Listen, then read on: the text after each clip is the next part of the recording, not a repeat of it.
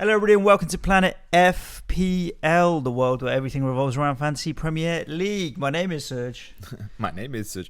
My name is James. How you doing, mate? I'm doing super good. Congratulations on winning Planet FPL Yeah, Derby. I mean, that is undoubtedly something that we will talk about, but any day after, that day, Tottenham at home, is both the worst day and has the potential to be worse than best day of the season in one day. Like the first half of the day is just ugh.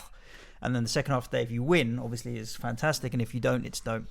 But I was not even going to start with that, although I'm glad you did. I thought, get it out of the way. way. Get it out of the way. There are weeks that I'll come on the show and be a bit meh about FPL because we've had a bad game week. And let's not lie, both of us have had a bad game week. And not really be that interested in FPL. This week, I'm coming into the show not having paid a lot of attention over the weekend to FPL, having had a bad game week, but the bad game week's got nothing to do with it. The football stories are so much more engrossing, and I feel like I can't get my mind away from the footballing stories to think about FPL. I'm more interested in what's really happening. I'm like, shit, like Chelsea, City and Liverpool have put together some amazing performances this weekend that I think we might have one of the best title races we've had in a long time, looking at the form that those boys are in. And Claudio Ranieri's manager of Watford now, so don't rule them out. No, of course. Everton, 2 defeats in a row, and for all intents and purposes, they were not good. Car crash on Saturday, so that's obviously another story that's brewing. Ollie is something that we need to talk about for sure. Might be in length tomorrow. Yeah. It just felt like the whole footballing picture.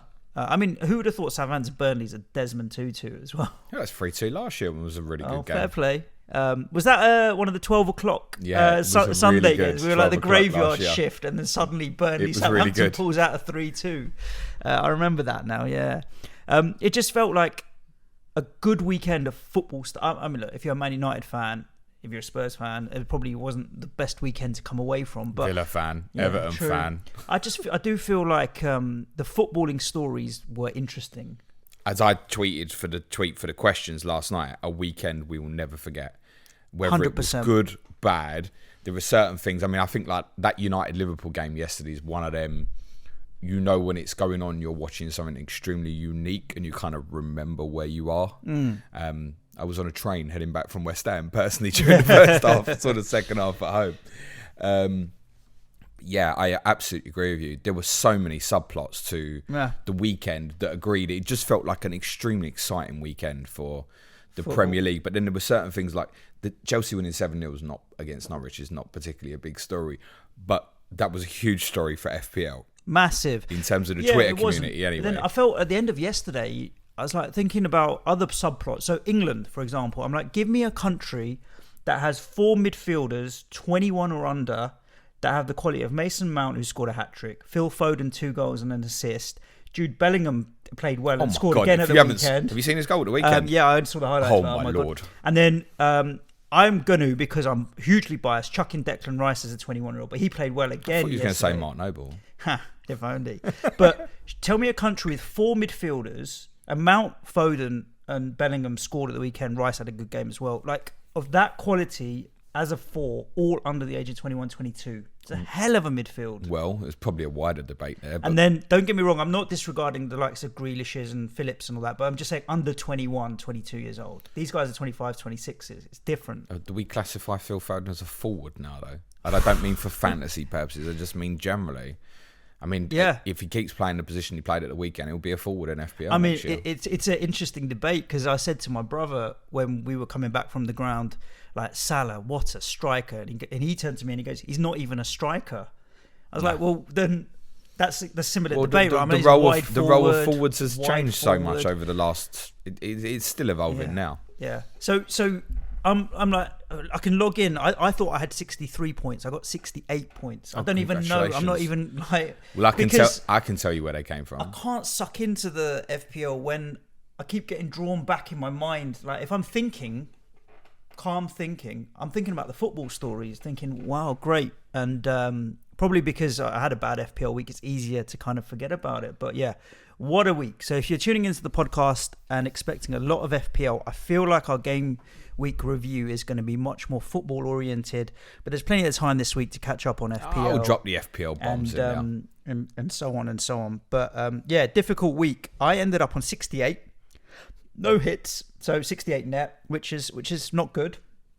Game week rank of 3.9 million, so slap bang halfway between first and last. You're in with a load of bots, basically. Yeah, give or take. And I guess the captaincy fail on Havertz was it. I went with it. We went with it. Quite a few people did. He was not in the top 5 most captain players, so clearly not everybody went with it. I mean, what's his ownership now? I mean, what did it go up to, Havertz? It's still nothing, isn't it? Kai Havertz, view information, 7.5%. Nothing, is it? So I had points from Rudiger and Trent Alexander-Arnold. Trent is just so consistent, unbelievably consistent. Sanchez got me 2 save points despite conceding 4 goals, which is incredible. To concede 4 and come away with a 4-pointer. I'll tell you why in a bit. Okay. Anyone bonus. Else? No. It was basically to do with the amount of saves he made in the first half. Was off the scale. Yeah. Mo Salah. Ovs. Yeah, but it doesn't really count. No, unfortunately not. And Antonio with a little toe poke. You'd have been better off. You on 68.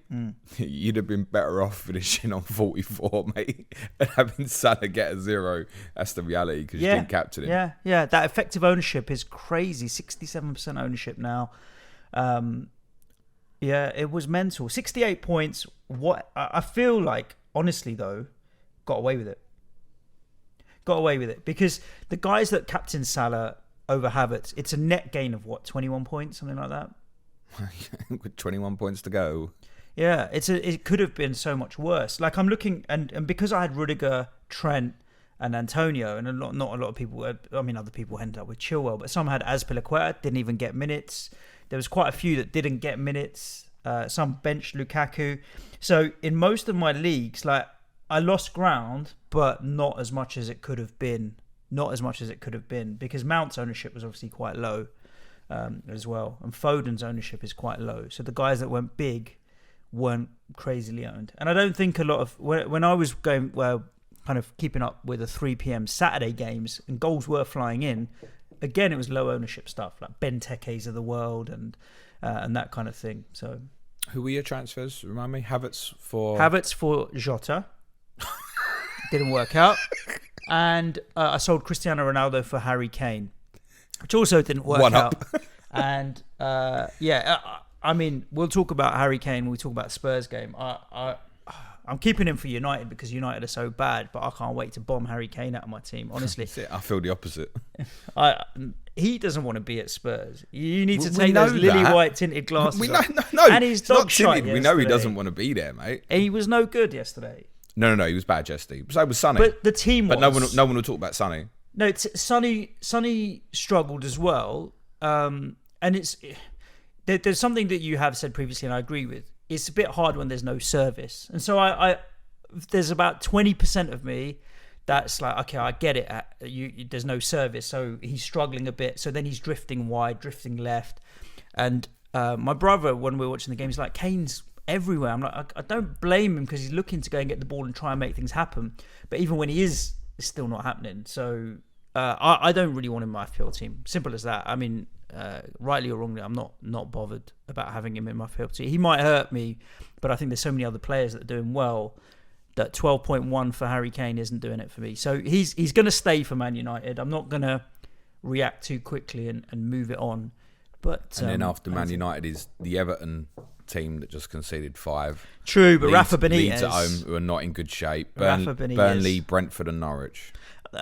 There's times when for your own sanity, it's better not to see someone's name in your team sheet. Then take him out. He's going to go.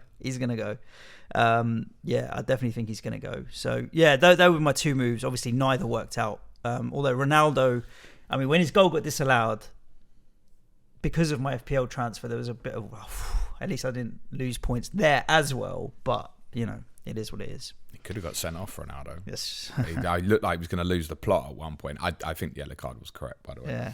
Yeah. For myself, if you'd have said to me on Friday afternoon when I confirmed my final transfer for a -8 that James, you're going to get 74 this weekend, -8, I certainly would have settled for that. Yeah. I just wish the points had gone in a slightly different direction.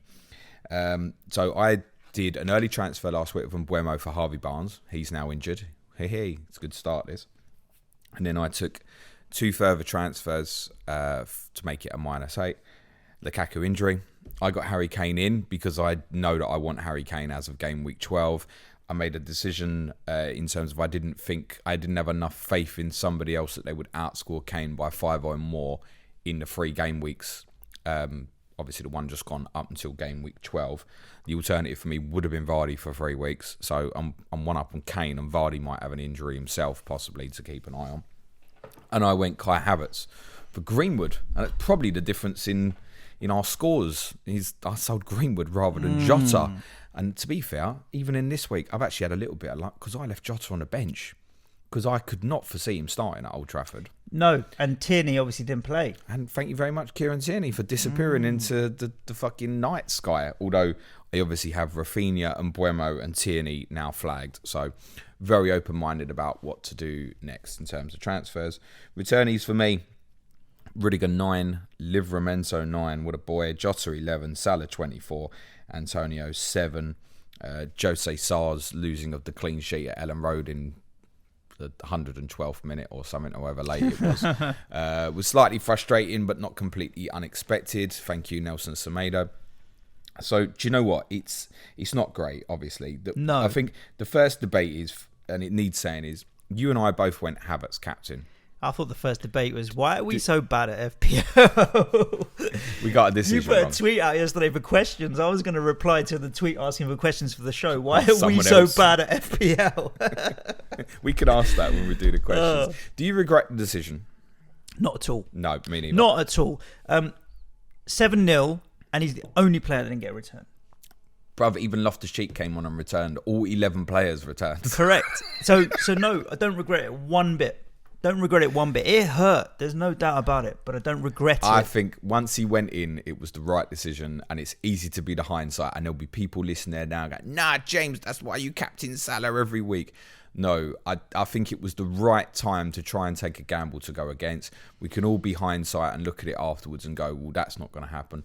On Friday's Patreon podcast, yep, this is to subscribe to our Patreon, I said, listen, there's a possibility that Kai Havertz will leave Stamford Bridge with a match ball. Okay, we got the wrong player. Yeah. I also said, by the way, I can't see Mo Salah leaving Old Trafford with the match ball. Yeah. He fucking did. Was he so the question is, why are we so bad at FPL? Why are we so bad at football? But he's the first player in the Premier League to score a hat-trick at Old Trafford as an away player. Ever? I think so, yeah. Wow. I'm sure that's the statistic that I saw. Wow. Plenty of people got pairs and whatnot. So I think he might be the first one. I remember a hat-trick for Leon Bailey on New Year's Day 1992. The QPR fans will remember that one. Yeah, not the current Aston Villa. And I don't think there's a Liverpool player who scored a hat-trick away to Manchester United since 18-something. Yeah. So, no, I wasn't expecting Mo Salah to go and get 3 goals and assists. And, of course, my own personal opinion was that we'd been in this situation before we United Liverpool games, and United always turn up. They do. Well, they didn't. No, I mean, we'll get on to that. Yeah, that was a disappointment. So yeah, I don't regret the Havertz captaincy choice at all. The only thing in my mind now is about this effective ownership situation, because I never really have paid much attention to EO in the past. I guess I just don't understand it more than anything else. I haven't really dug into it, but at 67% ownership now on Salah, basically, if you don't captain him, you lose, right? Well, if he returns, yeah. Yeah, if he returns. If he doesn't, he doesn't. You know, if you go against it, I mean... 104 points. At least me and you are sitting there with the 24 points. Some people don't know. Just get him in, man. Yeah. Get him in. It's done now. Unfortunately, we are currently, from an FPL perspective, we're at a 14-player game. Yep. And the only debate on captaincy in the forthcoming weeks is who to put the vice captaincy on. Liverpool's fixtures coming up that you have. Brighton at home next. It's not a brilliant fixture. They're decent. I know they conceded 4 at the weekend, but they're a decent side, right? They won at Anfield last season, but it goes on Mo. There's not even, unfortunately, it's just not worth it at the moment. Until it settles down, something changes, he loses a bit of form, Liverpool lose a bit of form, or someone else in the premium value range can really step up. It's not worth it. Even in game week 11, Liverpool away to West Ham. Then my idea was to always go Lukaku that game week. If Lukaku's back, I'm not buying him back. That's gone now for me. Mm-hmm. I'm not going to captain Havertz again, am I? What is it they say? Once shy? Once bitten, twice shy. That one. And the alternatives actually in game week 11 aren't brilliant. I mean, you've got Tottenham away to Everton. City, I might choose City away to United. But you're not. Unfortunately, No. That's a really tough fixture. Salah away to West Ham. Like, do I even fancy him to return? Not necessarily. I think Kurt Zuma, we'll talk about it, has made a huge difference for you defensively. Yeah. Yeah. It's not a great fixture, but it's just best to just close your eyes and put it on him. But the thing is, it happened last season where we played really well against Liverpool for 60 minutes, and that ball over the top, Salah's first touch, and what did he do? He scored, and he set up another goal as well. I think I remember that game. So I'd still captain Salah against West Ham. And then you look beyond that, it's home to Arsenal. I think you should close your eyes, do it again. Home to Southampton is the best choice anyway. Everton away in 14 is probably the next time there might be a debate. One of the reasons I say that as well is it is a midweek set of fixtures. So, I mean, rotation at some point might be a potential issue here for Mo Salah. You wouldn't expect it to be the Merseyside derby at Everton, but then I didn't expect Sadio Mane not to play at Old Trafford yesterday. Mind you, Salah is in such phenomenal form. Why would he ever think of just even giving him a rest at the moment? He's so high on energy. He doesn't look tired at all or anything, does he? He looks in the best shape he's ever been in. Beast mode, completely. Absolutely. Yeah. 15 are away to Wolves. Tottenham are at home to Norwich. Yeah. It's worth saying in 14, City away to Villa. It's not the worst fixture. Chelsea are at Watford. So I think 14 is... It's the next time to even look at an alternative. I would just close your eyes and forget about it. It's not even, wouldn't even be worth worrying about the Vice. It's not going to not play at the moment, I don't think. 107 points. There are certain players in my squad. I'd be happy if they got 107 points all season. Well, for perspective, look at the next highest scoring players. I want to say Jamie Vardy's the only player that Mo Salah hasn't got double the points on. 57, Jamie Vardy, alongside Mickey Antonio, both on 57. Antonio as well. And what's Son on second highest scoring midfielder? 53. And what's Salah on? 107. So he's got double Heung-min Son. He's got more than double Sadio Mane on 50. He's I'm doubled pretty sure Trent, doubled Cancelo. There's got to be a tweet. You know, people do them tweets and it's like... the goalkeeper will have more assists than Mesut Ozil or something like that. You could probably link all the premium players in this game at the moment, and there's a fair chance that Mo Salah's got more points than all of them combined. Kane, Lukaku, Ronaldo, De Bruyne, Mane. If you club them all together, has Salah got more? He's going to be close, potentially. This is why, unfortunately, it's not the time to back against it. I'd still stand by it. It was a good weekend to go against, because you cannot foresee Mo Salah getting 3 goals and assists at Old Trafford. And, I mean, if you'd have said to me on Friday, Chelsea are going to win 7-0 tomorrow, I'd been half thinking about putting out the triple captaincy, I think. So, no regrets. I'd go back and make the same decision again. But in these forthcoming weeks, it's just not worth going against. It's not, and it's sad. It's no one's fault. It's no one's fault. I'd make a case that I would price premium players higher to kind of stop this. But even if Mo Salah was 13.5 million at the moment, it wouldn't matter. If he was 14 million at the moment, he'd still be in everybody's teams at the moment. You couldn't go without. It doesn't make a difference. Unfortunately, it's just the way the game is. It won't last forever. Again, if you're sitting there going, 38 weeks of Salah, you got the AFCON coming up. He could miss as many as 4 game weeks. I suspect it'll only probably be 2 game weeks. So it isn't forever. And I think coming into December, we can look again at trying to challenge it. But in the next few weeks, even though they haven't got unbelievable fixtures, haven't got like Norwich, Watford, stuff like that, it's just not worth fighting against. Yeah, agreed. Let's talk about some of these games, because there's plenty to talk about in all of them. Thank God our game's one of the last ones to get to. And kind of spin an FPL twist on them if we can. Starting with Friday nights. We had a Friday night deadline. Great. Arsenal 3, Villa 1. Aubameyang, Smith Rowe, potentially 2 stories to talk about from this game because they both return, although Aubameyang also missed missed the penalty as well. So his points return was one player was going to bad. get a goal and assist and only end on like 6 points. That's Aubameyang. It's Aubameyang, isn't it? Really. But from a Villa point of view, obviously very disappointed. If you look at and trust Twitter, which I do, they and even you tweeted, I think at halftime, end of the back three for Villa. They're done. Yeah, they are done. We play Villa this week away on Sunday. We've got the 4:00 game on Sunday, televised away at Villa. Yeah, if you thought Antonio had finished eating, he hasn't yet. So it was joyful to see that they're bad defensively, because it's a chance to pick up points again. I don't think they'll be anywhere near as bad. Dean Smith, I have faith in him as a manager to turn it around, and they did change the system at half time, but it didn't seem to make the most amount of difference. Arsenal still created chances. This is the same Arsenal that on the Monday, 4 days earlier, were rubbish. Not rubbish, but I wouldn't say with dog. Palace were very good. Rescued it late. Yeah. So I don't know. It's the inconsistency with Arsenal that still puts me off going there. Ben White's still ticking along. I don't think I want him long term either, to be honest with you.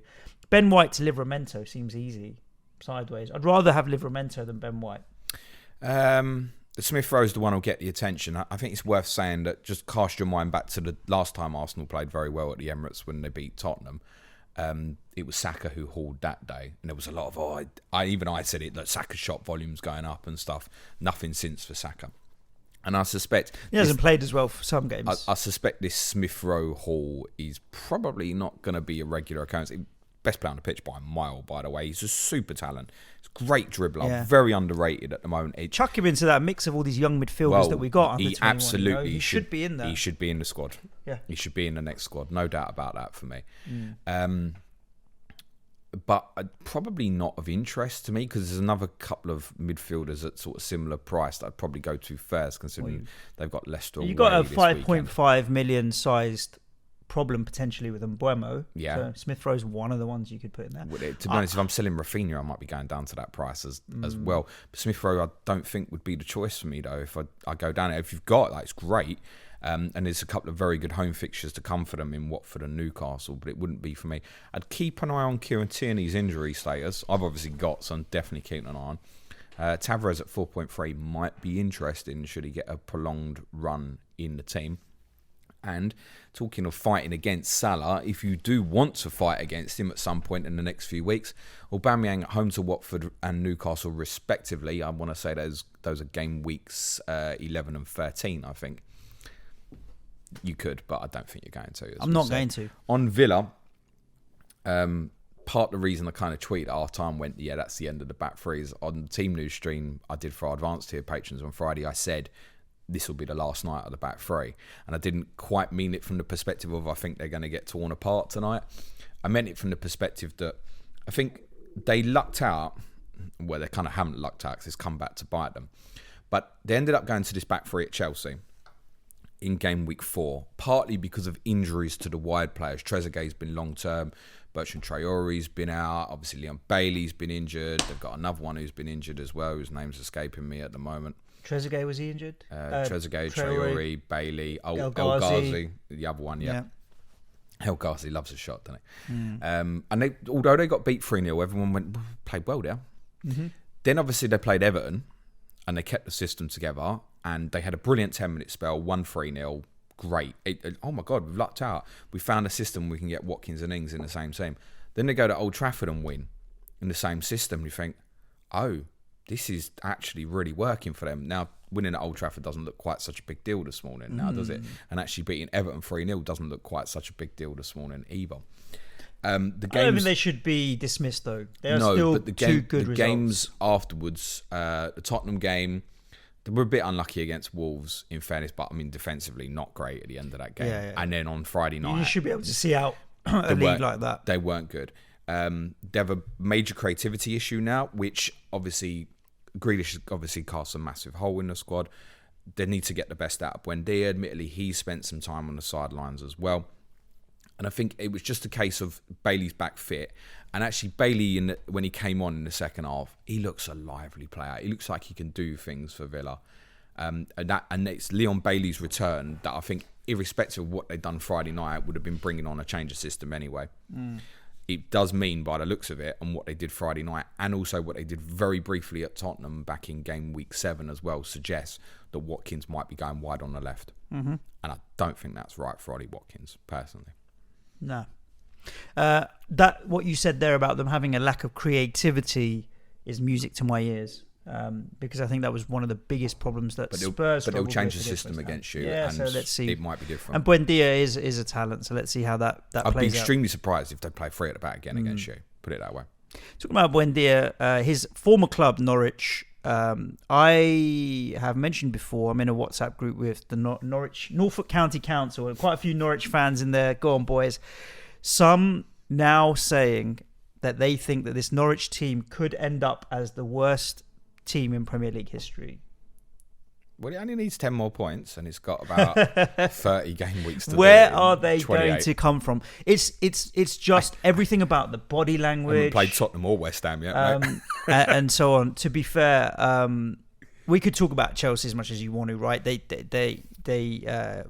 made a few changes, some enforced through injuries. Shalabah got minutes again. Doesn't make a difference. We were like, they're not going to go big.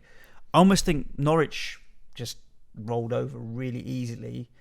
Chelsea embarrassed in the way that they just keep scoring, like do something to stop us scoring, but you're not. And I think it's completely summed up. I think Norwich is completely summed up by what I read about Billy Gilmore in the Athletic reporting afterwards, that he was seen in the tunnel. Did you read this? No. Billy Gilmore was seen in the tunnel after the game celebrating with the Chelsea players. And both clubs are now in a conversation about terminating his loan agreement. And I'm 99% sure that was quote tweeted from the Athletic. Oh, well, if he goes back to Chelsea, can't play for Chelsea. He can't. January. I mean, he could until January. But doesn't that culturally just say a lot about the mood in the Norwich camp? You want to be pissed off about the fact that you're not getting minutes and you've just been turned over 7-0. Just and as you want to have a rule of thumb, and I never get this, right? But if you're on loan from a parent club, don't go to the fucking stadium. I swear to God. Because cameras just want to pick you out. And that obviously never happened between this game. But you're damned if you do. Like, it's not good for anyone. Admittedly, in this case, he hasn't been caught on camera. He's been caught in the dressing room or something. I'm going to search it while we're talking, because I'm pretty sure that's what I read, and I thought, that says a lot about the cultural issues. Yeah, they are disastrous. Unfortunately, Norwich City. Now, what they do have, ironically, is the best 5 fixtures coming up of any team. Leeds at home, Brentford away, Southampton at home, Wolves at home, Newcastle away. Who knows, Suj might be sitting there on 17 points in 5 game weeks' time, but I cannot see it. You could not predict them to win a game of football at the moment. Nah. Well, they scored 2 goals or something. Yeah. That's the problem as well. You're not just leaking the goals. And I think there was a little bit of coming into the weekend and thinking, they've just had 2 0-0s and they've changed the system to a back 3. Have they found a solution that might get them through this, and then they'll be a little bit more creative for these upcoming fixtures? But that would just shoot your confidence to death whammed at the weekend, because it could have been more than 7 as well. Yep. Make no mistake. Can you pull up, Suj, Trevor Chalobah's minutes? Because I think there's a theme here in terms of the opponents that he's playing against, which we shouldn't be surprised about. But if you look at the teams that he's playing against, they are, if there were to be rotation players. God, you're making a long wind of this. Well, the thing is, he's one of the only players that's not listed in the goals, assists, bonus, or anywhere. So I have to click through about 4 links to find where he is. Who he's played 90 against. Yeah. Well, at least started the game. Aston Villa at home. Well, he's the first day of the season was Crystal Palace at home. Yeah. Then Aston Villa at home. Yeah. Every game he started, he's played 90. Southampton at home. Yeah. Brentford away. Yeah. Norwich at home. There's a theme here, right now. Yeah, they're all what you'd consider bottom half. Careful. bottom half of the table, generally. So I think my point on that would be, there were a lot of people who thought kind of Azpilicueta was due arrest. I was one of them, actually, as well. But the fact he came off early against Malmo, did think that he might stay in the team, actually. I'm sure Azpilicueta comes back in against Newcastle next week. But it's not impossible that at the moment they would make a judgment call and say, do you know what? He's a good player. I think where they're at the moment is, you've got right-sided centre-back sweeper, if you will, the central player, and left-sided centre-back. And I think what we've got now is right-sided centre-back, Azpilicueta versus Chalobah, Silva versus Christensen centrally, and Rudiger versus Malang Sarr as left-sided centre-back. Yep. Now, when you compare them, I think that's clearly why a lot of us have got the opinion that Rudiger is the most safe from all of them. Chilwell versus Alonso. Chalobah has done nothing. And then Reece James and Azpilicueta, with Azpilicueta's not playing right centre back. That's two title-winning defences. Chalobah has done nothing to make us believe so far that he's a bad player. He looks a very good player, actually. Good player. And I think that you look in 2 weeks' time and you go, Burnley at home. He could play again, couldn't he? He could play again. Yeah. So I think Azpilicueta owners should be conscious of that. Of course, Azpilicueta can play right wing back, so Reece James also should be.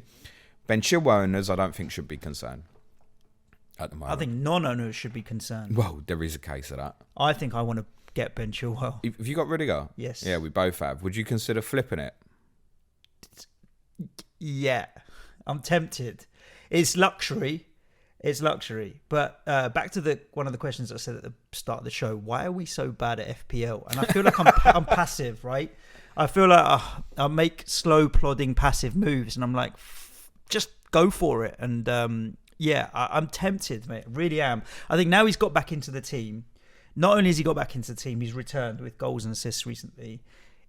It's like, oh yeah, okay, we remember Ben Chilwell and what he can bring and what he did last season. He was a great points getter last season. So yeah, I am tempted. But I'm not tempted to flip it. I'm tempted to double up. But for the handball, which obviously led to the Mason Mount penalty, Rudiger matches Chilwell. Rudiger had 4 shots on Saturday. Yeah. So that's why I'm saying I'd rather double up. I'm not losing. He's a threat himself. Yeah. Yeah. I think if you got the luxury to flip it and you've got literally no other issues, fine, flip it. But don't forget, next week's Ben Chilwell's 12-pointer versus Rudiger's 7 or 8 could easily be the following week Rudiger's 6 points and Chilwell's 0. Yep. And I think as we go across time, there probably won't be too much in it. But the explosiveness is obviously very attractive. And the same applies to Reece James. I think on a Chilwell versus James, that might pay the extra for Chilwell. He's got 4 consecutive games scored in. It's Trent level stuff, isn't it? Yeah, love it. It's incredible. Very good.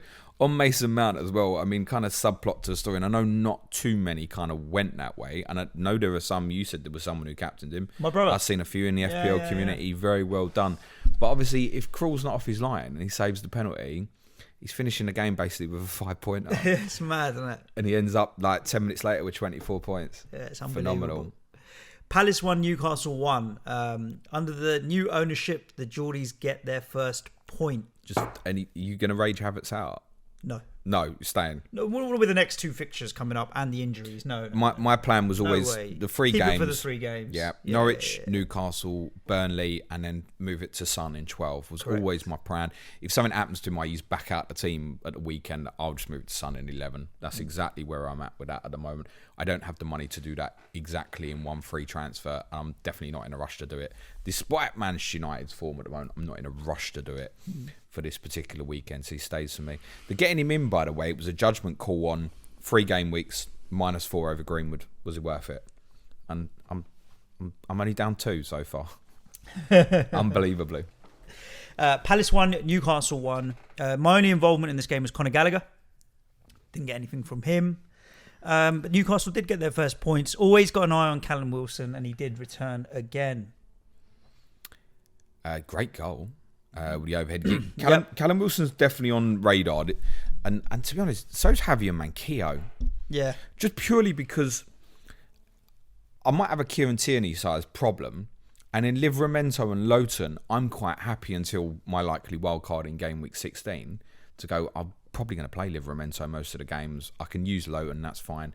Manquillo's actually got decent fixtures as well. I don't know if he'll stay in the team, but just shoving that 0.9 around might be something quite useful, actually, if I need to replace Tierney, who I think because of the way Livramento's pushed on, I'm going to bench Tierney this coming weekend anyway, even if he is fit.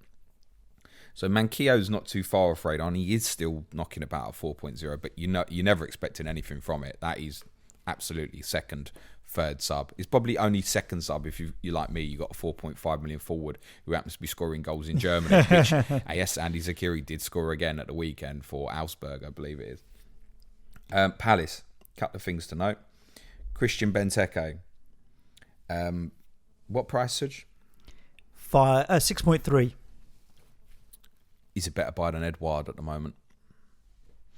That might sound mad, and it kind of does. Even when I'm saying it, I'm like, "Shut up, James! What are you talking about?" Well, he scored 2 and 2.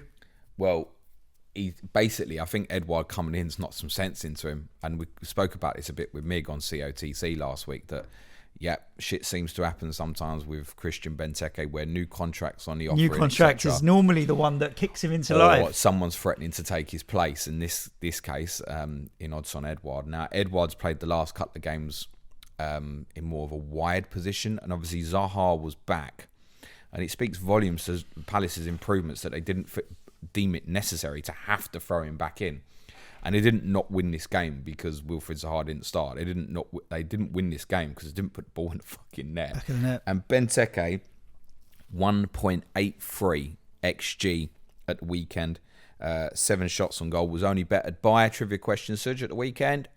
Shots on goal. Yeah. How many did he have? No, it's not Mo Salah. How many Phil did Foden had... fuck. Give me the answer. Phil Foden had 8. Yeah, Christian Benteke 7. Mo Salah was 7 for interest as well. But he took the goal really well at Arsenal, and he's obviously, if he comes up against anybody who has any aerial weaknesses, then they'll put the ball in the box, won't they? Yeah. And they've got dribbling players, the likes of Zaha. Elise's obviously started his first game at the weekend, who will take on their man and deliver. So I think Benteke, they've got Man City away this week, so it's not a conversation for now. But actually, if you're looking in that value, it's Benteke rather than Edouard, I think, ironically. Okay. Benteke versus Tony.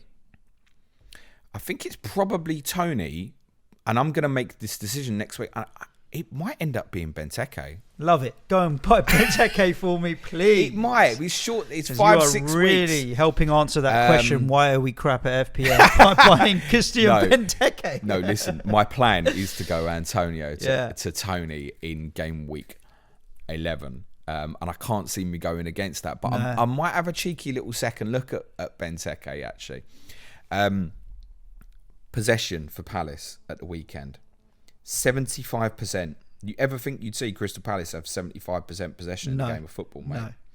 No. Full credit. We obviously didn't cover the Arsenal Palace game last week, so we recorded Monday.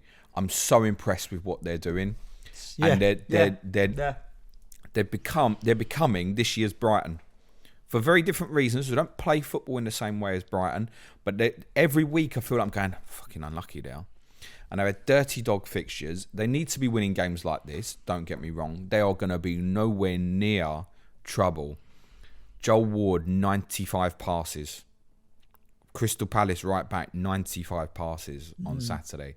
They are playing a completely different brand of football. Joel Ward wouldn't normally make 95 passes in a month, and I'm not joking. Let's keep it moving, James. Everton 2, Watford 5. Wow. Or crikey was what I tweeted. My God. Yeah. What do we make of this? I was very... with Everton, I very much focus on Rafa Benitez.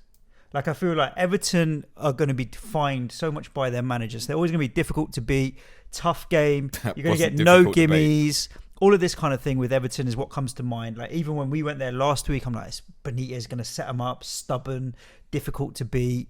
It doesn't matter all of the other stuff and the circus that might go around it. Benitez knows football management well, and so there'll always be a decent, difficult side to beat. Not in this instance. Performance was bad, right? Midfield was missing.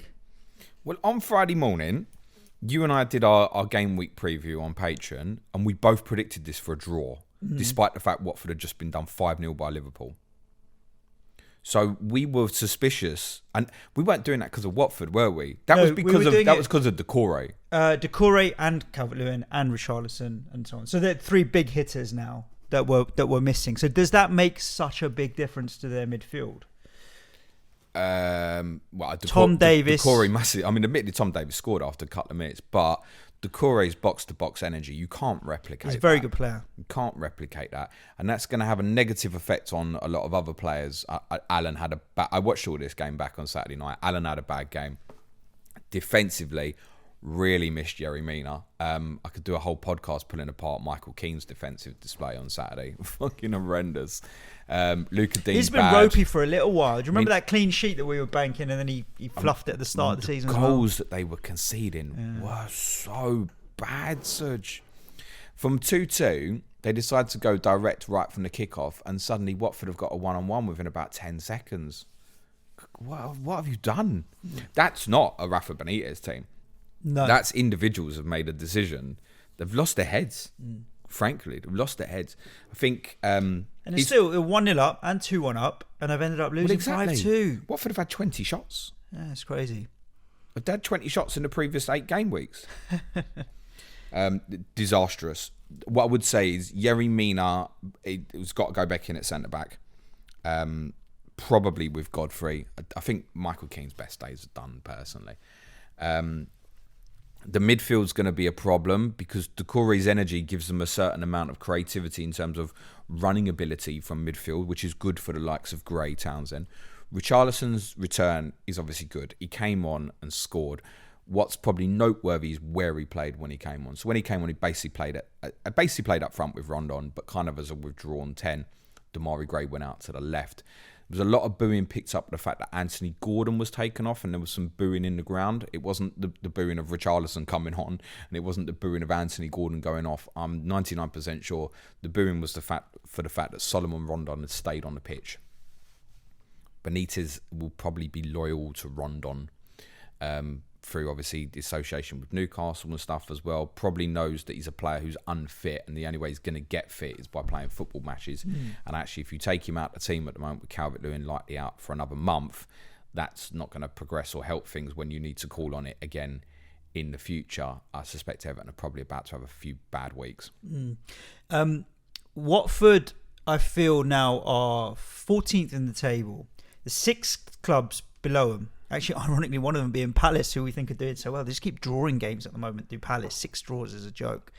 But the 6 teams below Watford, in the last 5 fixtures each, so 6 times 5, 30 fixtures, have got 2 wins out of 30 in those bottom 6. I feel like Watford have a fighting chance because there is going to be 3 teams worse than them this season for sure. Norwich are almost a given now. I do think that it's going to be difficult, but I do think that they've given themselves a fighting chance. Like, you're almost better off winning, losing than you are drawing. And that's what I think might end up happening with them now. So let's see what plays out with Watford. Think you can draw. I think Wolves are 11th, I want to say, Suj. Yeah. I think you can draw a line under Wolves, and below that's probably a little bit nervous. Yeah. Wolves won't have issues. Kind of the form horse, actually, in terms of trying to push for Europe and stuff. I think anything, but even like Villa, be a little bit nervous, I think. Were Villa 12th? Yeah, I haven't got the table in front of me now, but yeah. There'll be a few nervous teams down in that area of the table. Obviously, Arsenal, Leicester in the top half, having won last week. So I think the league table's kind of beginning to stabilise a little bit now. Yeah. Palace will be fine. Of all the teams down, I'm absolutely certain Crystal Palace will be fine. Yeah. But they do need to turn draws into wins sooner rather than later. Watford. We haven't actually spoken about the personnel. I couldn't even remember till after I'd watched the game back on Saturday night that Josh King had even played for Everton last year. Yeah, he came as a January short-term loan signing, didn't he? Yeah, obviously I remembered it once I remembered, but I couldn't even remember it. He didn't get many minutes, that's why. No, he played like 180 minutes over 12 appearances or something, which were all as a substitute. Football has its ironies. Emmanuel Dennis suspended this week, 5th yellow card. So for those Ismaila Sarr owners out there, and there will obviously be a few, you should not be concerned going into this weekend. And I don't think you should be concerned going forward anyway, because he's still their best player. I know he went off at 2-1. I think it's an interesting message from the manager that it's okay, we don't have to be dependent on this player. They took him off, but there's no doubt about Ismaila Sarr being a starter for Watford. Correct. I think Cucho coming back in on the left of wing is one that's worth keeping an eye on. I think you're probably looking at Cucho, Dennis, João Pedro competing with an if fit Josh King, because let's be honest, he's an injury prone forward, and Ismaila Sarr for one of the remaining spots. Also, if you're an Ismaila Sarr owner, despite the victory at the weekend, it's Southampton at home next, which is absolutely fine and good. After that, the Dogs' dinner really starts for them, and you should consider looking elsewhere, in my opinion. in spite of a brilliant attacking display at the weekend. And I did say last week about Ranieri's comments after the Liverpool game was, I'm calm. Give me a little bit of a chance with these players. But even he can't have foreseen that coming. It was just Everton capitulated from 2-2. Yeah. Leeds 1, Wolves 1. Wolves you described as the form horse, but ended up throwing it away at the end. Leeds are far from the Leeds of last season at the moment. Rafinha, I don't know. I think he's definitely on the chopping block potentially in the future. Leeds' good run does come to an end soon. I mean, you could argue after this week, Leicester, Tottenham, Brighton, Palace, Brentford, Chelsea, City. It suddenly doesn't look as good as Leicester are turning the corner. Tottenham, difficult game, kind of. Brighton, Palace playing well. Brentford have been defensively pretty dogged. Chelsea, City, Arsenal, Liverpool after that. I mean, Leeds are about to go into a hell of a run. Well, my plan was those fixtures don't look great, but they're also not bad. They look very bad from game week 16. Their Christmas looks really, really bad. So my thoughts were obviously to keep Rafinha till the point that I would wildcard and then get rid. But I think if he's going to miss Norwich this week, he's probably going to go for me. Yeah. And I go, yeah, do you know what? I'm going to have to. That's the one I'm going to move on and have to live without it. Must be said, it's a red card all day, every day for Romain Saiz. It's a very dangerous tackle. And I think it was very, very lucky to get away with it. We shall wait and see on Rafinha. One thing I'm a little bit concerned of, and I told him in Sky Fantasy yesterday, and part of the reason for that is that I feel like even if he misses one game, he might miss 2 games, because Bielsa's such a stubborn bastard in terms of people's fitness levels and stuff, and we know they were a little bit short at Southampton and stuff. Calvin Phillips should be back for next week. And that will make a huge win difference. Ratio with and without is we've spoken chalk about and cheese, it a number isn't of it? times, So let's see. Shout out for the boy who came on, who I can't remember who it was said it on Match of the Day, but said I was Martin Keown said it, and I was sitting there and I was thinking, do you know what? From a distance, his running style is a little bit like Messi. I'm not comparing the two players. Yeah, just the running style. And then Martin Keown said the same, and I thought, oh, fuck off, James. I'm not happy with this comparison now. He's 4.5 forward. And I think if you're wildcarding now and looking at a 3-5-2 structure, for example, or 4-4-2, that's the 4.5 you're probably going with. Because he impressed to the extent that a lot of Leeds fans are saying over the weekend, like, you know, look, if Tyler Roberts comes on before this kid again, etc., it's unacceptable. And he's a bit of a dribbler. And I think that's probably the 4.5 that's going to see the most minutes in forthcoming weeks. What about a 5.7 forward? Hwang. Yeah, he's doing all right. He doesn't overly appeal to me. I mean, he's doing all right. I feel like he's going to lose his place, but if he's I doing think it's always up for debate. That's what's putting me off massively with Hwang is when's he going to lose his place? And as soon as he loses his place, it becomes a problem. Of the four, even though he's priced as a forward rather than a midfielder, he's definitely an asset over Trincao, Traore, Podence, etc. I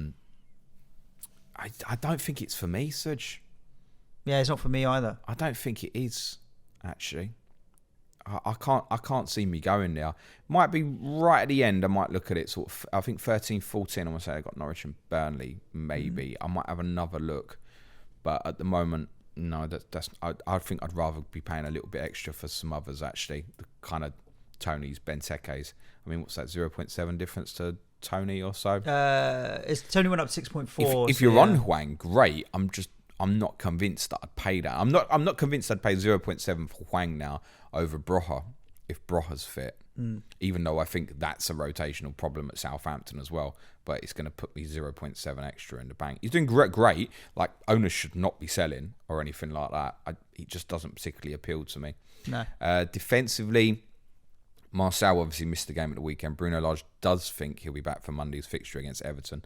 And interesting, Rayan Ait-Nouri also picked up an issue when he went off as well, which meant Semedo ended up at left wing back late in the game, which kind of led to the penalty where he's pushed Gerhardt over.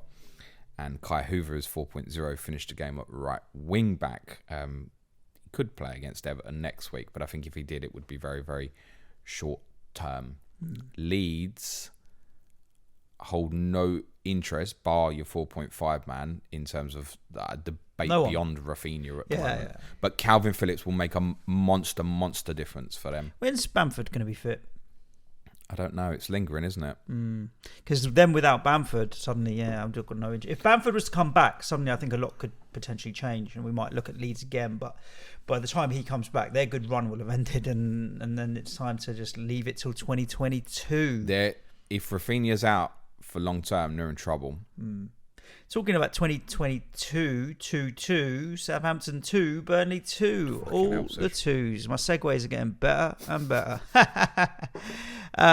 Just on the Billy Gilmore thing, I tried to find the link in The Athletic again, and I can't see it. So it might have been some Twitter bullshit, but I did definitely read it. And whoever tweeted it tagged The Athletic as the source. So I will do some more digging later. Don't hold it against me. All doesn't mean it's real. I'm just doing a Donald Trump. I'm finding articles that have got no evidence. There were a number of stories that were posted either last week or the week before on Twitter, and I don't know why. And I don't know if there's a link to the fact that we mainly seem to be targeted at black players as well. There were some stories going around where someone had tagged a story in the Mirror about Aaron Wan-Bissaka, which was complete fabrication. There was another publication posted a story about Japhet Tanganga, which was complete fabrication. So check your sources. Yeah, for sure. For sure. Let's talk about this Southampton game. I want to start with Burnley, and I want to start with our friend. Give me a cornetto. Maxwell Cornet. Interesting. 2 goals. Midfielder, 6 million. Winger stroke striker. He's again a wide forward, right? Isn't he really in the molds of the Salah Mane? Well, no, because in Burnley's system, he'll either play wide or he'll play up front. One or the other. And he has no ownership, 0.2% right now. What are your thoughts in and around? Burnley have a reasonable run. They've got Chelsea in a couple of games, but after that, Palace, Tottenham, Wolves, Newcastle, and then West Ham, Watford, Villa. It's not bad. I'd still rather buy Brownhill as it stands and just keep it cheap. Just stick Brownhill on the bench. He's still at 4.4, and he's playing a little bit more advanced the last couple of games, which is worth keeping an eye on as well, actually. But yeah, I mean, looks a good player, Cornet. Yeah, I think they've done a good bit of business there and getting him in through the door. Me. It's all right. Chris Wood, lack of returns at the moment. It's probably a little bit frustrating. I'm sure there's someone listening who's got him out there, and you shouldn't be selling. What have Burnley got at the weekend, Suj? Burnley have a nice fixture at the weekend. Brentford at home. Yeah, promoted team. Fine, reasonable. I mean, I say nice fixture because it's a promoted team. Brentford still give them a tough game. I mean, up until New Year, they've basically got Brentford, Palace, Tottenham, West Ham, Watford, Everton in 19 as their home fixtures, which are not bad at all, actually. And I still think they're going to be all right as well. They'll improve defensively. They are notoriously slow season starters. I wouldn't be surprised if there's a few clean sheets and a few good results from them in upcoming weeks. I wouldn't be surprised if one of them was against Brentford this weekend, actually. Yeah. I've got a selection headache with Matt Lowton, which the more injuries I have becomes easier and easier. I think, it is interesting, but I've got no interest in any Burnley players, if I'm honest with you. As a wildcarding today, I wouldn't be buying anyone. So I probably agree with that. Yeah. On the flip side, though, with Southampton, both the goal scorers, Livramento and Brocha, are probably the two Southampton players that I would want to look at. Brocha, if I was trying to keep my front line third striker cheap. Livramento keeps going up in price. I regret not paying the extra 0.1 for him when he was 4.1 over Brandon Williams, obviously now. Hindsight.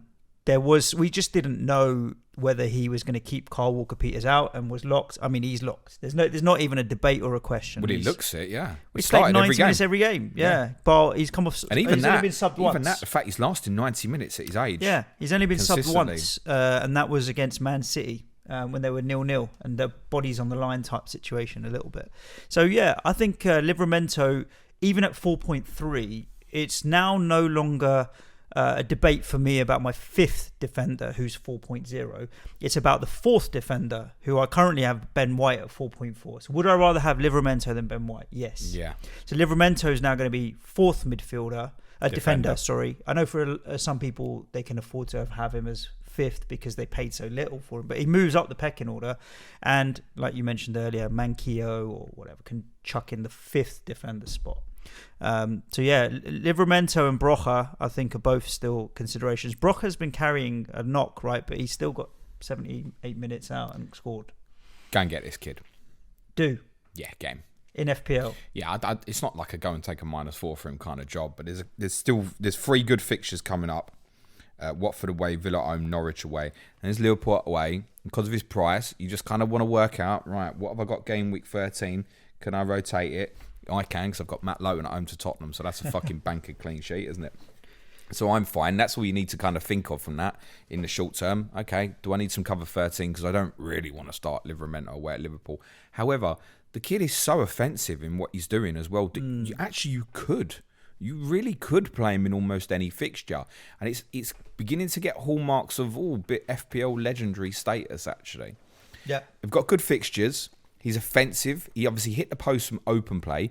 His goal was a headed goal from a corner as well. So that's another aspect to his armoury. You don't get too many fullbacks who are a threat in terms of outfield play and also are going to be in the box from set pieces as well. Great little asset, his value. Very pleased I got him a few weeks back. Can't argue with you at all. And I'm judging him based on seeing more minutes in the West Ham game than highlights and bits and pieces in others. But when he came on against us, I was just so impressed with the direct nature of it. Offensive is a good word. I would say direct. And yeah, I'm not as bullish on go get him in the way that you are. Again, primarily because of the rotation issue again. It crops its head up. But right here, right now, I think he's a better player than Adam Armstrong and Che Adams. I think he's a better player. You know, we get questions all the time, season keeper. Yeah. Is he a season keeper? I think for me, if he stays fit all season, he's now a season keeper. He's full fifth defender for as long as you want, I think. A third striker, you mean? I'm still talking about Livramento. I'm saying Broja. Oh, no, fuck that. Oh, you're talking about Livramento. Still, yeah, offensive. Sorry, I thought you were talking about Broja, go get him. No. We've been having this conversation about a completely different player. No, to be honest, I wouldn't be go get Broja. Sorry, Livramento, go get. Yeah. Agree, Livramento. I've got a bit of man love for Livramento. I think a lot of the FPL listeners will do. Broja is not for me. You don't think so? No. I think he's a better player than Adams and Armstrong, though. I agree with that. I'm concerned, again, what I'd said on... we're on the same page on Broja.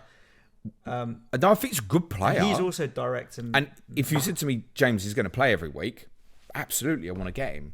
Of course, even with rough fixtures, you'd go 5 million forward. Yep, I'll make the saving on money. Very, very interested. I'm concerned that even though Adams was back and Armstrong's back, that Redmond still played up front. So actually, it doesn't become 2 from 3, it's 2 from 4, and there is a favouritism for Redmond at the moment. Now, it might be that Broja, because he's a little bit more physical than the other two, is a good partner for Redmond. Good foil, yeah. I think if you got Adam Armstrong, it's probably sell now, unfortunately. I was big on holding this week, so I still think you didn't want to sell for Burnley at home, and you've been suckered with the 1.89th minute substitute as well, which is a bit of a sickener. So I think Armstrong, you probably move on now, because Broja, having scored in the last 2 as well, why is he going to come out in the next immediate game? But I do think on a longer term, I would maintain nervousnness about Broja. And I think he's not a player you would ever leave out. No. Like if he's in your FPL squad, he's not do I play him this week? You just play him because he's a talent. It looks like he's going to score goals. I'd be nervous about it. Let's talk about Brighton 1, City 4. We've still got 4 games to get through in this show. McAllister obviously got the goal for Brighton, but this is a story about City, isn't it, really? Going away to a team as good as Brighton and winning 4-1. Phil Foden, again, you mentioned, is he a striker? Is he a forward? He's a wide forward. He's always coming in off the left. Oh, no, False 9. He's played through the middle there at the weekend. I loved what I loved on his second goal, the drive. If you look back at when Bernardo, beautiful through ball for Jack Grealish. When you watch it back, just watch Foden. He is head down trying to give it 100 metres to make sure he gets up with him and stuff. That's desire. Finishing is very good. That's going to make a difference to his tackling returns. His finishing was a little bit fortuitous at the weekend, I think we can say. But yes, he is a great finisher, generally speaking. I mean, the second goal, he doesn't know anything about it. It comes off the back of his calf and stuff. I'm talking about him being a potential as a striker. Huge. Not a striker, but, playing right up there. You know what the problem is, don't you? Does he play this weekend? It's always it with the City guys, isn't it? Man City shouldn't be playing a football match without Phil Foden, as far as I'm concerned. That's generally how I feel about it. But it doesn't mean they won't. I imagine that because it's Palace and they probably want to try and draw Gehi and Anderson out of position, that's what they may try and do. What was very interesting from the weekend is the position, and I think this was influenced quite a lot by the fact Gundogan was back in the team. Is Foden coming off the front and actually kind of dropping in when they get into real attacking phases and they have slow possession. When they're just retaining it in the final third. Foden drops into a midfield position and Gundogan and Bernardo Silva went into the striker's position, completely swapped. Which also means Foden feels like he's got a big role to play within the game. So you've got him stretching people at the top, and then when they're in slower retained possession phases, he's dropping into midfield, and the other two are going to pick people up, which makes it a nightmare for centre-backs to defend. I think Martin Keown highlighted this on Match of the Day as well, actually. It's difficult not to be interested in Phil Foden. I got massively burnt on him last year. Massively burnt getting him in at dirt cheap price and having 1 point from the next 4 game weeks for no fucking reason other than he kept wanting to play him in the Champions League or something. And there's nothing to say that's not going to happen again, because although I'm sure they'll go through in the Champions League, it isn't certain to be secure when they've still got to play Paris Saint-Germain as well. Same price as Kai Havertz. Who would you have right now? Foden. If we were buying again, we can all go back. But would I have captain Phil Foden at the weekend? No. I mean, hindsight, that would have been great. And do I ever captain Phil Foden? No. Not that I need to at that price, of course, absolutely not. And yes, certainly longer term, Foden is the better pick. But actually over the next 2, would I look at that as a sideways if I had no problems with Palace and United while Havertz has still got these 2 fixtures against Newcastle and Burnley? No, I wouldn't move it. I'd still stick with Havertz for the next 2, personally. Yeah, Phil Foden's on radar. Has to be. He should be in all of our thoughts all the time, I feel like. And it probably is influenced a lot by what type of FPL manager you are in terms of whether you actually want to go there or not. For me, he should play in that team every week over any of the rest of them. Bernardo Silva, outstanding again for me. Absolute joy of a player at the moment. Cancelo had about 3 or 4 shots again. But for Ederson's brain fart, all the City boys would have been looking at a clean sheet. Do I feel like most people have got a City defensive player? It's kind of the case with Chelsea. See a lot of... if you've got one, you're similar to everyone else. Whereas you probably need the 2 to actually be making serious gains. Unless, of course, if you've just got Ben Chilwell and he's the only one at Halls, obviously, great. I think I'd probably be sidestepping City, though. I think if I've got Rafinha and Mbeumo both out, I will consider Foden. Yep. And what's your thoughts on Brighton? Just move on. I was really surprised by how open they were. Really, really surprised.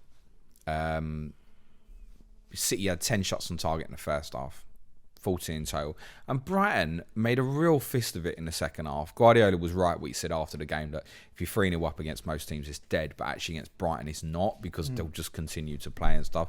I just felt they left themselves way too open to the counter-attack, which is something City aren't normally blessed to be in a position to expose, because teams normally go so deep against them, and they just exposed it ruthlessly. City could have been 5-6 up at half-time, which is very unusual for Brighton. Shane Duffy was left out, and I would suggest that's probably the end of it. That said, they weren't great defensively, so it wouldn't be a huge shock if he came back in. But I think, if you're sitting there with Duffy and you haven't got Livramento, that kind of sideways swap, if you've got the luxury, obviously, is the sort of move that's worth considering. I don't think he'll be first choice. You've still got Tariq Lamptey to come back into the team as well, which I think will lock Veltman into the back 3. And you've got Webster to come back as well. I think their best back 3 is Veltman, Dunk and Webster. And that's what I think we'll see most likely once Tariq Lamptey's up to speed. And obviously, they're being very cautious with him. And he's a player we obviously should keep an eye on, Tariq Lamptey. For sure. Let's move on to the Sunday games, James. A lot to talk about on Sunday.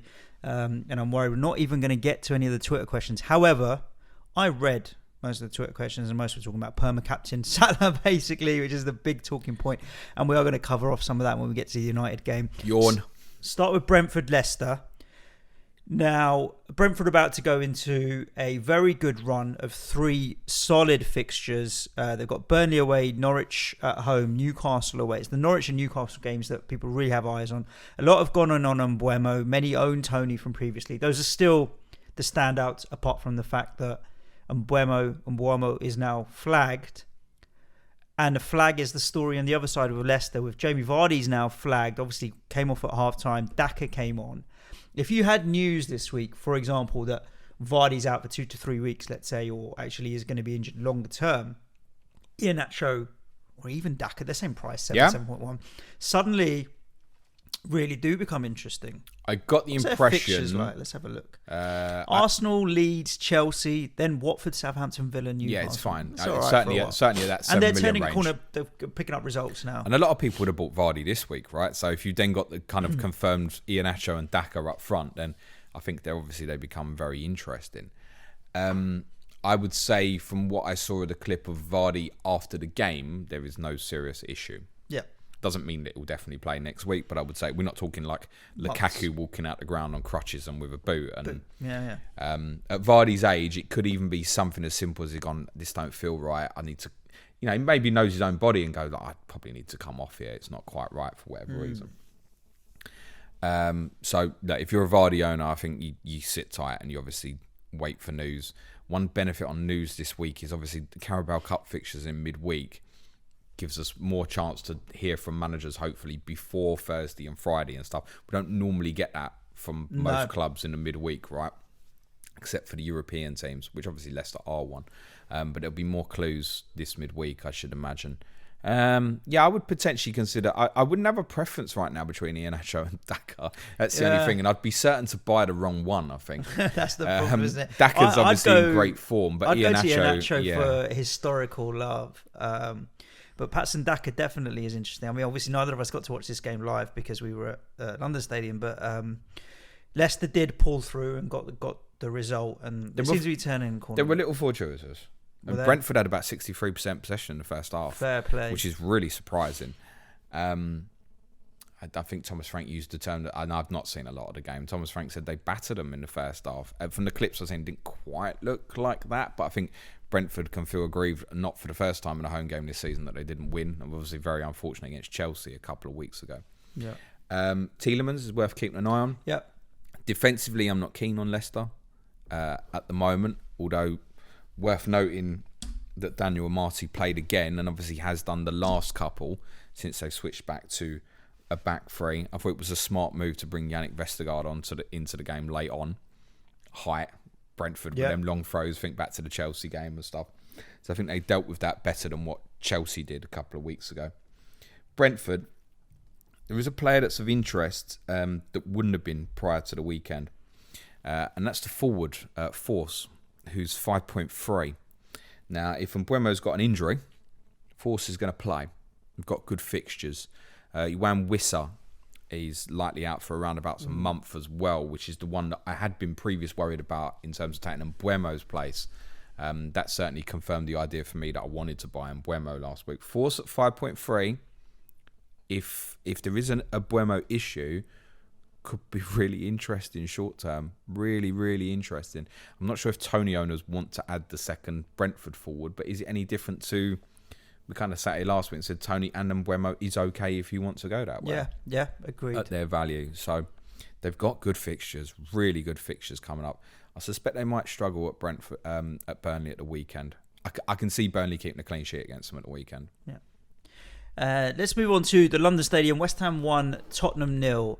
I watched a couple of the fan cams on West Ham Fan TV after the game, and one of the guys, I think Marsh or someone, described it perfectly. He goes, "Today was the difference between shit and shite, and shit won."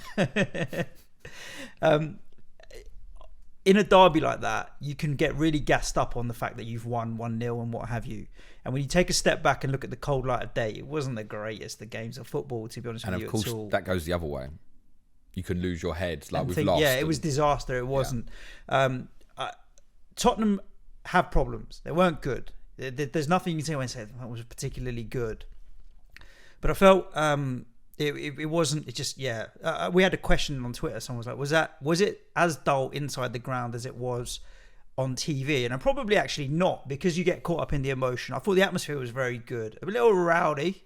Some stuff you'll see on Twitter, a bunch of dickheads, but the atmosphere in the ground I thought was quite good and competitive. You don't think so? No. I was shocked. I thought the atmosphere was really good in the ground.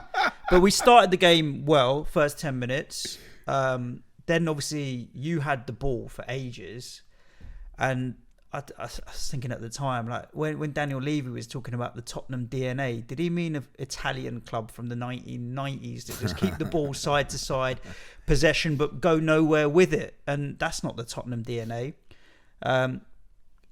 We had a few players that had very good games. Like Kurt Zuma had a very good game at the back. And Ogbonna, but I thought Zuma especially. Zuma's really stood up. Ben Johnson was really thrown in, and he stepped up very well as well. And Declan Rice did Declan Rice stuff, as he always does. Almost taking it for granted now. Yeah. But there's moments in the game where you need someone to do something, to grab it by the scruff of the neck, and he always goes in, makes that challenge driving run, and he knows when to really. I need to G this up a bit, and he did very well. On the flip side, Ben Rama had a very quiet game. He was ineffective. The front three worked hard, but not as effective. It was. I thought 0-0 was a fair result. Yeah, I would agree. But Tottenham on the other side, you have a big creativity problem. No shit, I'm telling you this for years. Kane dropping in is fine. But what's he going to do when he gets the ball? He needs a runner or someone beyond him to give the ball to. And Son's nowhere. And Moura's nowhere. So you need to, when he does exactly like what Phil Foden does at Man City, and it's a strange comparison, but it's exactly that. So when Bernardo and Gundogan are going to fill in the space, can Son and Lucas go and do the same thing? And they didn't. Not really. A couple of times they got in and behind in the first half. But I also not think... enough. Like, I thought, I agree with you. I think 0-0 probably would have been about right. Yeah. I think if there was a deserved winner, it was your team. Just about. Yeah. Purely because of Tottenham not having the efforts on goal in the second half, which obviously is unacceptable. But I think part of that is credit to yourselves. The shape. You make it really difficult. Shape was so good, side to side, filling out the space, doubling. Like, I really felt Ben Johnson was the weak link that you should target. Agreed. But Zuma came across and helped him, or Souček drops in and helps him. So we double up and Bowen drops back. Suddenly you've got pairs working together. And I didn't think Reguilon or Son did enough of a good job of targeting him. But then when the ball was coming in from, like, Eric Dyer playing the crossfield pass into that channel was not the person you want to be playing that pass to. And the number of times it just went out of field or didn't. You say that, but then that's what led to Ndombele's goal at Newcastle. So. Okay. Yeah, it wasn't effectively used. Our weak area that you could have targeted, you didn't really. And then Ben Johnson had a good game as well. So I said I thought Son was very disappointing yesterday, actually. Not for lack of effort with Sonny, I would say, though. I thought the end of the first half, we got control of the game. So second half of the first half, if you will. Yeah. And I thought we started the first 10 to 12 minutes of the second half, I began to think we could win the game. Because we had three brilliant openings, which... It's easy to go, Tottenham didn't have a shot second half. No. Right? Did you watch the game? Across the goal. We had three across the goal. And actually, the final one where Kane tries to find Son, where Romero broke out, Romero passes to Kane, passes to Son, is 1-on-1 from central. And then you would expect Sonny to score and then you possibly win the game. So fine margins. I actually thought Romero had a really good game, actually, against Antonio. Dickhead moment against Fornals, which raised the crowd a little bit. And it's so dumb because at that point we had control of the game. I agree with you. Because it was after half time, and I said to my brother at half time while we were having a pint, and it's like, well, both teams can go up a level. Question is, which manager is going to get their team to step up a level? In the first 5 or 10 minutes, I said it was your lot that came out and said, actually, we need to take it up a gear. The major difference between the two teams in terms of why you're better, I mean, one is, I think, collectively you have better players. Yeah. Two, in transition, you move the ball so much quicker than we do. And I don't think we move it fast enough. We're too slow. Yeah, very slow. It's very easy to play against Spurs team at the moment. You're right about the creative. I've screamed about it for you. It's the position. Christian Eriksen. Romero and Dyer, at the moment, looks okay. I mean, getting a 10 is the priority. Massively. Got to get a creative player. Yeah. Or you have to find a solution where Harry's going to drop into that position where we have seen, but then people got to fill the space. And it's not just Son and Lucas doing that. You need midfield runners, actually. And so on, and to be fair, Oliver Skip in the second half made more forward runs than I've seen him make all season, actually. There was one of them that flashed across the goal. We actually went ahead of the ball and it hung back a bit and might have scored. Not a disaster. Obviously disappointed we got beat. We offer the West Ham fans congratulations, but life goes on. Talking about it from an FPL point of view, because not always willing to plug our Patreon, but we've got a show every Wednesday, Tottenham, where we go deep dive into our own clubs, and I think we will be this week looking at that game off the back of the European Talk about fixtures. The amazing atmosphere as well. The European fixtures last week, where you rested your entire team for the cup final this week. Listen, compared to Vitesse, yesterday's performance was world class, mate. Well, it's different 11 players, mate. Well, there is that. We'll deep dive into it. FPL kind of Antonio. He's a definite keep for this week. Usual, anytime, any place kind of guy. I'm regretting buying Kane. I'm not gonna lie. I'm regretting buying Kane. I'm not. I have no regret on it at all, because I know that's where I was going in 12. It's just that I've gone earlier. I wish I'd seen more of Spurs before I'd bought him, put it that way. And I don't have any doubt about getting Son in 12 either. It's very simple for me. The only two players in the fucking team that are going to score. And we got 4 brilliant fixtures. That's true. They are both talismanic. Yeah. Anytime, any place. And if Tottenham score 6 to 7 goals, even a reasonable amount in those 4 fixtures, I would bet that they'll get 5-6 returns each. And that's it. And obviously, if it's bigger and better than that, they'll do bigger and better than that. It's probably the case where originally my thinking was, I want to get both and I'm going to slam into Kane to compete against Salah on the captaincy, whereas now I can't. The final fixture against Norwich, I may think, yeah, okay, in game week 15, I think it is, okay, I'll go Kane, where I think, I want to say Salah's got Wolves away. Yep. Might be one where I think, okay, I can try and compete here. Yep. But Harry Kane's at 5-6% ownership or something in the top 10k. I mean, if there's a little bit like, when you look at it in hindsight, it's easy to go, I didn't need to captain Havertz. Yeah, but I thought Kai Havertz was going to get the most fucking points from me this week as well, right? Yeah. So I just didn't realise you'll perform the way you perform. But again, there's no one else in that Tottenham team who's going to get goals. We spoke about Ndombele in one of the pods last week. You're not going to play West Ham every week, and we are in a very rich vein of form at the moment, playing well, organised, shape is good. So yeah, it'll be a different game next week against a different team with a different setup. Don't overthink it. But I think whoever you own from West Ham, I mean, Aaron Creswell's still putting on a sixpence. We've started scoring from set pieces again. Antonio's decent. Yeah, thanks for saying last week you never scored from corners. Scored 3 in a week. Another one. 3 in a week. Yeah, Everton typical. and against Genk and here. So hold. And Spurs, like Kane or Son, I think talismanic. You don't. We said this last week. It's probably you're not suddenly gone. Oh, I'm going to buy Antonio now. Like that moment's gone. The decision now is, do you hold or not? Yeah. So it's definitely hold for this weekend, as far as I'm concerned. Away to Villa, in spite of the fact we think they'll change system, they'll probably step it up a gear or two. Villa. After that, there's a decision. Yeah. It's Liverpool, Man City, Chelsea, 3 of the next 5. Then there's a decision, and it's not that he's in. I think I got Brighton in that spell as well. I want to say, and maybe Wolves. I want to say. It's just a tough run of games, right? It's not that he can't score in all of them. He's definitely not going to go big. Yeah. I think a lot of people will end up holding because of the value and the fact you've probably got 0.6 on him, for example. I'm probably thinking he goes next week, and I take a chance on a Tony or a Whisper It Quietly, maybe even Christian Benteke or Force. If Bremo's out for a while, I might consider to shove the money about. That might allow me sort of Tierney to Trent, for example. I think this will be the last weekend of Antonio for me. Interesting. Despite being an absolutely brilliant asset. Yeah. And again, I mean, post-match interviews and stuff. He should do post-match interviews every week because he's just so refreshing. Oh, well, I've not seen that shit. I don't give a fuck. He's just genuinely has a lot of fun. The other thing just to add on terms of selling Antonio as well is it's a little bit different for me knowing that I'm almost definitely going to wildcard in 16. So if you've already used it, it's easier to keep. Yeah. I think you think, well, I've got the value. Yeah, of course he can return. He's returned in big games before. He scored, yes, he had last year. Yeah. He can return in the big games. All right, we've got 10 minutes on the pod, James. We're going to do 5 minutes on Manchester United versus Liverpool. We're going to wrap up with all of the content we've got coming at you this week.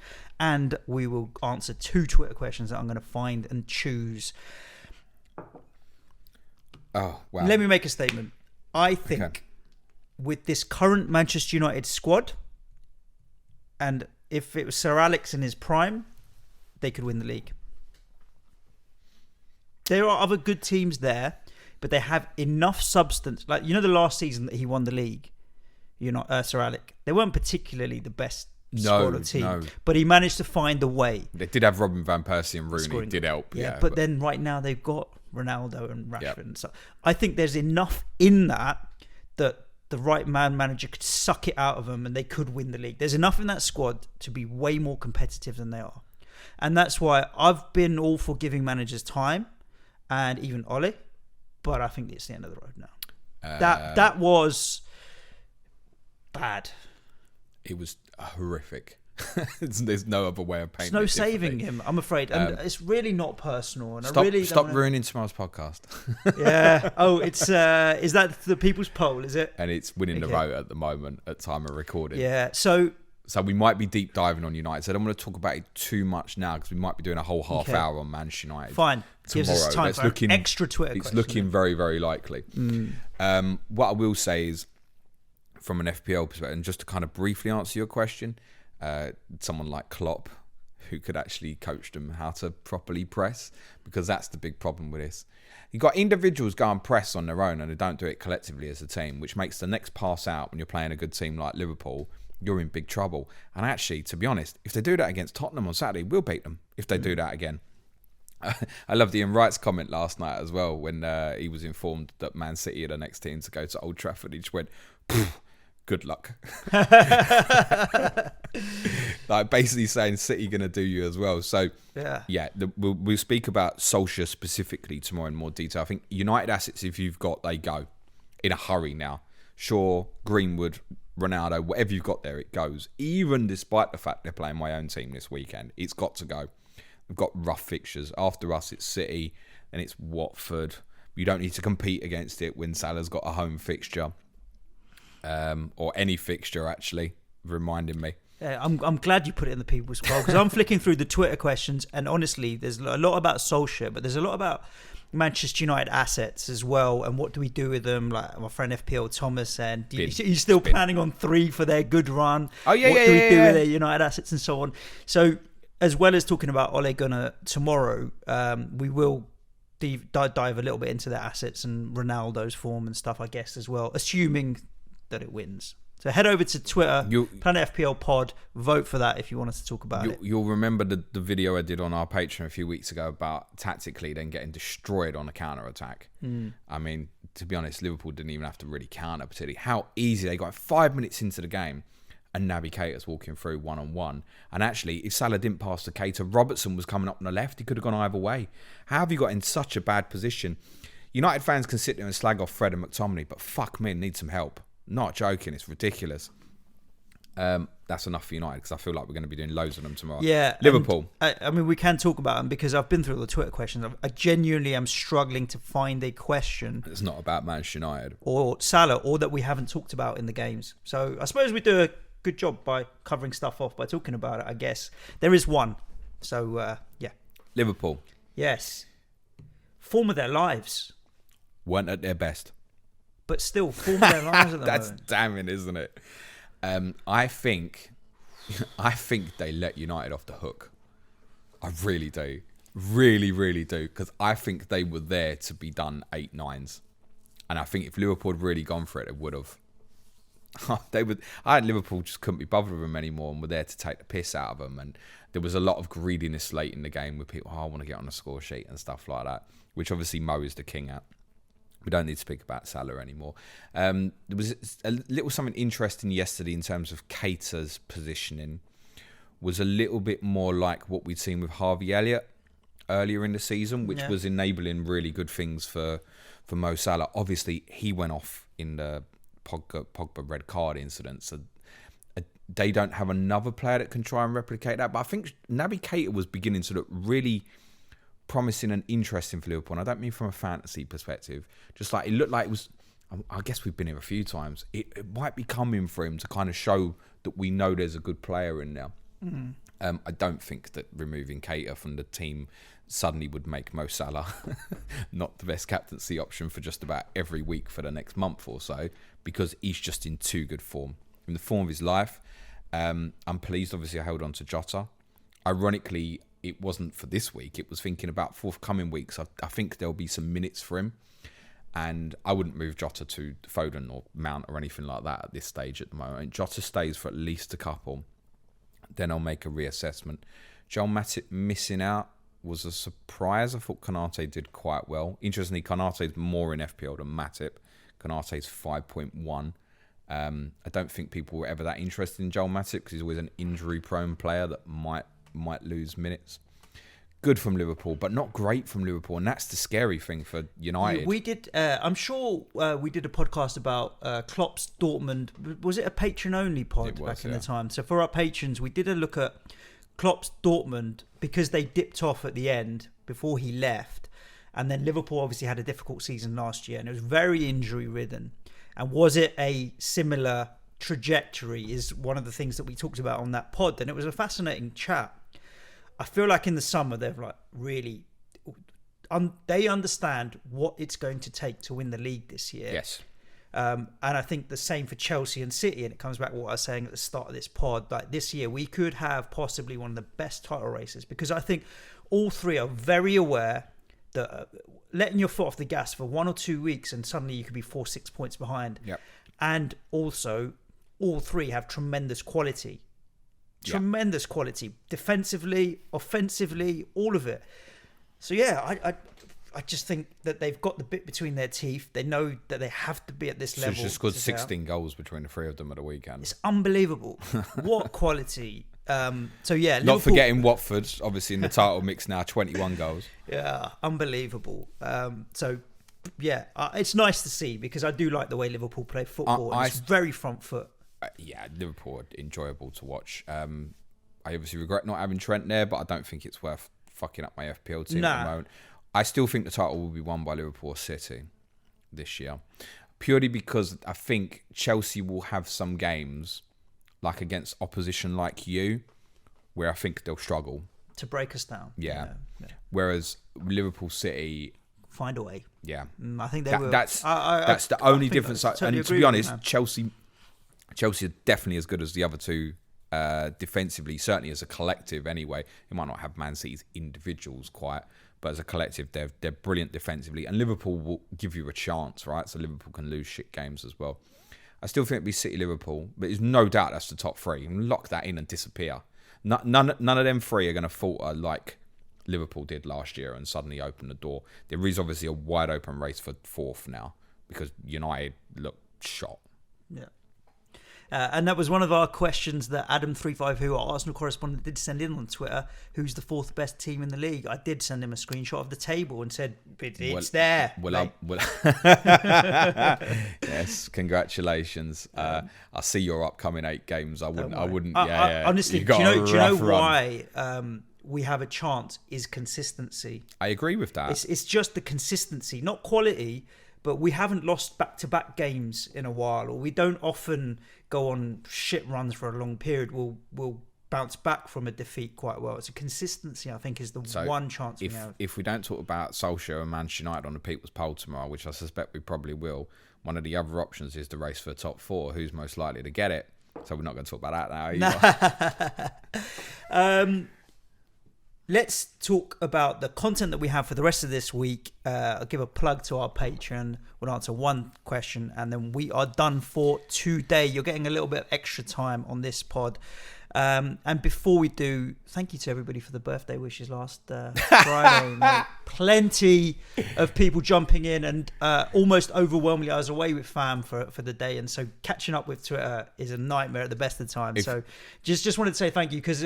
it was just nice to see that from so many people in the community. We have such a good bunch of friends and followers in that space, so appreciate it. And give a shout out to the patrons. Thanks for letting all the hackers in the world know when Suj's birthday is on social media. Cheers, guys. I laughed. If you heard me laugh, it's because this dickhead forgot last week. Haven't already recorded 2 podcasts with Suj on Friday morning. I saw someone, I think it was FPL Fellow tweeting. It was like, happy birthday, Yeah, Suj. I saw Dan yesterday actually at the ground. No. We managed to catch up at half time for 5 minutes. A shout out, fella. It was nice to see you yesterday as well. What have we got to look forward to the rest of this week, James? So people's poll votes out till I want to say roughly about 6 o'clock UK time tonight. There is the opportunity to the early voting suggests it's probably going to be Solskjaer and Manchester United in detail. There's also the opportunity to vote for the race for top 4. If not Man United, then who? And also the other topic in the poll vote is about the Premier League's block on sponsorship deals at the moment, which is only Newcastle a month long. Yeah. It's a shit yourself get together to try and block Newcastle United, basically. Except Man City abstained. It's all very interesting. Yeah. Wednesday will be Sky Fantasy Football. Thursday's Clash of Correspondence is Liverpool versus Brighton with FPL Loco Lord FPL Seagull. He's probably still pissed, Dan. I wouldn't blame him, actually. Yeah. Sam's probably thinking, well, I've got Man City out of the way on Liverpool this week. But Brighton are doing great things as well. I'd be interested to get Sam's a very good FPL manager. I'm very interested to get both their opinions on this kind of perma captain. I think I know what Dan's answer will be, but I'm very interested to get Sam's view on what he thinks in terms of perma captain and will he captain Salah against his own team at the weekend. Friday I'll be streaming. Saturday morning will be deadline stream. Patreon podcast this week. Our Q&A today. Tomorrow we're going to have a nostalgic look back at another Manchester United 5-0 defeat from last week, 25 years ago, the Hawaii 5-0. When they lost 5-0 at St James's Park against Newcastle in the 96-97 season. One of the classic, iconic Premier League games. Wednesday, we'll be talking Tottenham. Yep. We'll be talking West Ham's amazing atmosphere. It was good yesterday. You won't enjoy it, but you got beat, bollocks, mate. Thursday. What are we doing Thursday? Talking about quiz, West Ham's amazing atmosphere. Quiz. Owen Jones doing a quiz for us. Millennium Stadium Cup finals.